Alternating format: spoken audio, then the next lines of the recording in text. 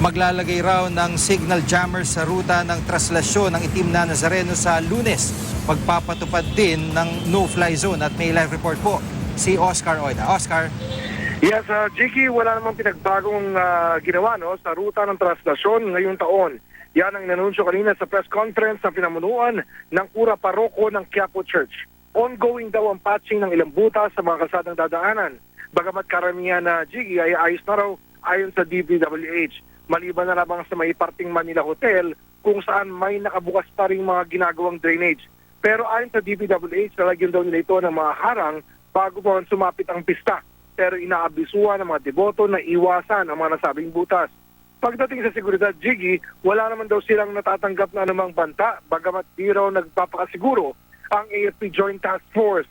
Bilang pag-iingat, i-jam nila ang signal ng cellphone sa area ng traslasyon. No-fly zone din daw ang lugar. Ibig sabihin, walang mapayagan lumipad doon, maging yung mga tinatawag na drone. Sapat din daw ang de-deploy sa mga pulis at militar.